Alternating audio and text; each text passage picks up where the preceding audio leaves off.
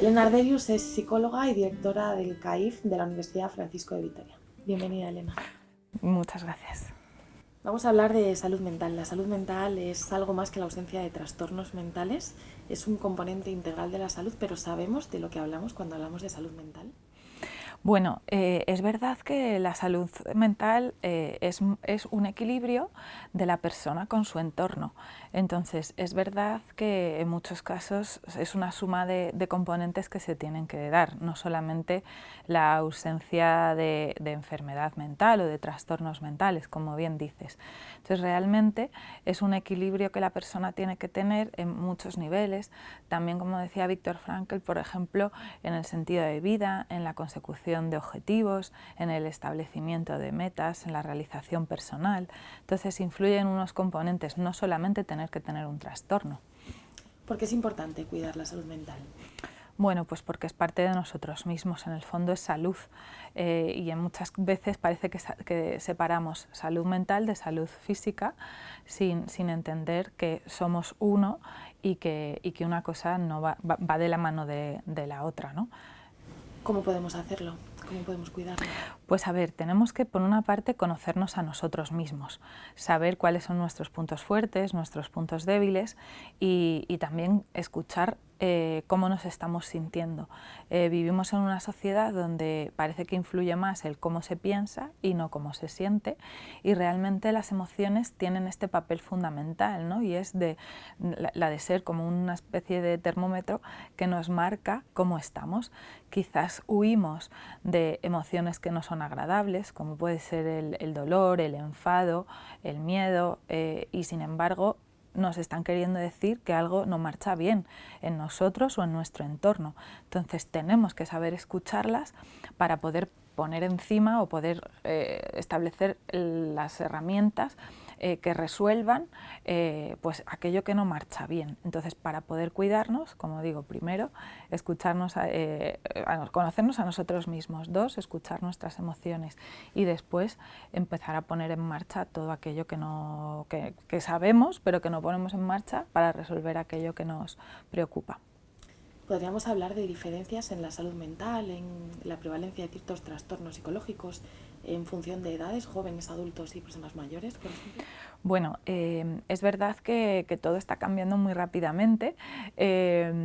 Podemos decir que los trastornos o los problemas, sin llamarlos realmente trastornos, ¿no? Los problemas de ansiedad, el bajo estado de ánimo, las adicciones, es algo muy frecuente en jóvenes, los trastornos de la conducta alimentaria, ¿vale? Luego, por otra parte, ya más mayores, mantienen la ansiedad, la depresión, luego ya también influyen pues, más problemas de pareja cuando ya estamos hablando de una edad adulta, y cuando ya hablamos de más ancianos o de las personas ancianas, pues problemas como la soledad, que influyen directamente pues eso, en problemas más depresivos por las pérdidas, los duelos, pues podríamos decir que es como lo más habitual según las diferentes etapas.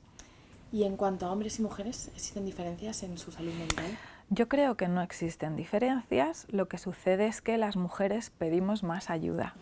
Entonces es verdad que en los estudios aparecen una mayor frecuencia de mujeres, pero que yo creo que ese dato está distorsionado por eso, porque a los hombres les cuesta más dar el paso.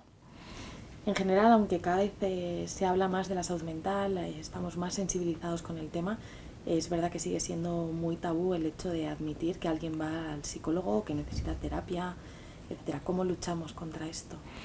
Bueno, pues a ver, en el fondo también influye mucho la sociedad, porque parece que ir al psicólogo es decir que te muestras más vulnerable, ¿no?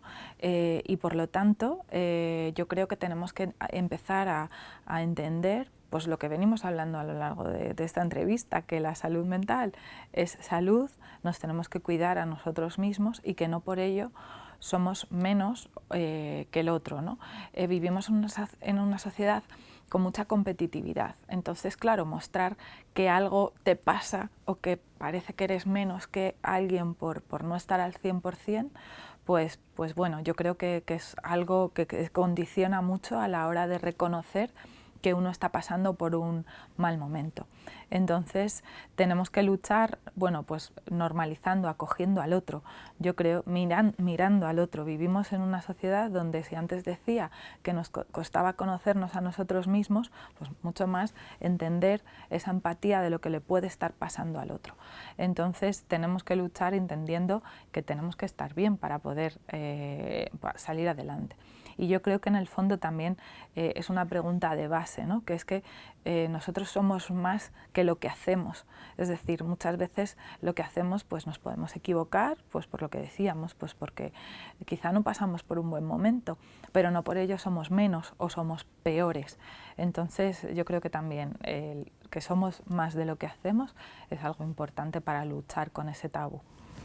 Un tiempo a esta parte, muchas influencers en redes sociales han hablado públicamente de su salud mental, han visibilizado la importancia de pedir ayuda. ¿Crees que esto es algo positivo? Pues yo creo que sí, porque en el fondo socialmente se visibiliza, como bien dices, se normaliza, que creo que es algo que nos queda todavía, y porque en el fondo muchas son influencers porque influyen, ¿no?, en el otro, y por lo tanto el que influyan en el sentido de lo que hablábamos antes, no pasa nada por ser vulnerable, porque te pasen cosas, porque necesitas pedir ayuda, porque no tienes por qué ser superwoman o superman para poder afrontar todo lo que pasa, pues claro que sí, que es bueno, pues socialmente mostrar y normalizar. Justo en la otra cara de la moneda, las redes sociales pueden suponer o generar en las personas un impacto muy negativo, ¿no? Un mal uso de esas redes sociales. ¿Cuándo deben saltar nuestras alarmas? Pues en el fondo, cuando veamos que eso influye negativamente en lo que haces, en cómo te relacionas con los demás.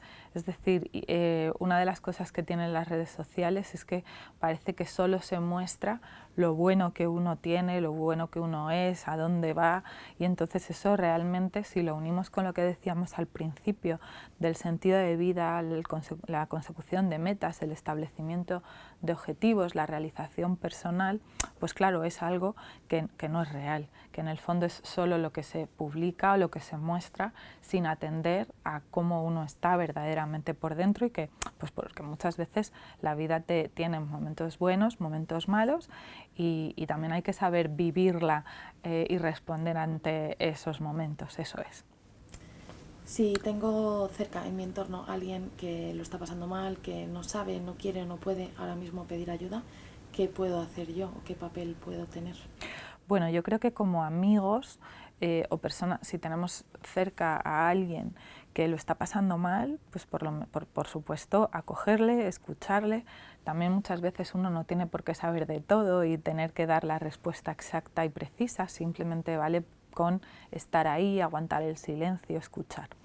Bien, eso por una parte, y luego por la otra también decir, es que no te puedo ayudar, entonces pide ayuda a alguien que sí que te la pueda proporcionar, ¿no?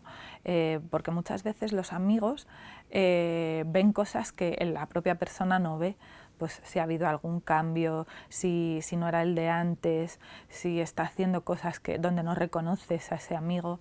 Entonces es verdad que muchas veces un amigo de verdad te dice, oye, así no puedes seguir, pide ayuda, ¿no? Entonces sí que es verdad que uno tiene que saber poner ese límite, no caer en yo soy tu amigo, en la lealtad, ¿no?, que es un valor muy fundamental en la amistad, pero que en el fondo uno tiene que destapar él y poner un límite para poder ayudar verdaderamente. Y a esa persona que lo está pasando mal y no es todavía capaz de pedir ayuda, ¿qué le dirías? Bueno, pues yo soy consciente, ¿no?, y lo vemos en la clínica todos los días, ¿no? Hay personas que llaman y dicen, llevo 2 noches sin dormir, pues pensando en el momento de coger el teléfono y pedir ayuda. Es verdad que cuesta, porque en el fondo es toparte con aquello que sabes que más te duele. Entonces yo diría que den ese paso, porque si lo hacen a tiempo, además de prevenir que la situación se cronifique o sea más grave, pues también permite que salgas antes del momento complicado por el que uno lo está pasando. Como sociedad, y ya para terminar, ¿qué nos queda por hacer, ¿no? ¿Qué reto tenemos por delante? Bueno, pues como decía antes, aprender a mirarnos y a mirar al otro. Porque en el fondo no somos perfectos, aunque pretendamos solo mostrar eso, ¿no? Entonces, como sociedad, creo que es importante visibilizarlo, normalizarlo, acoger al otro y bueno, pues entender que tenemos que estar bien, incluso hasta para poder ayudar al otro, ¿no?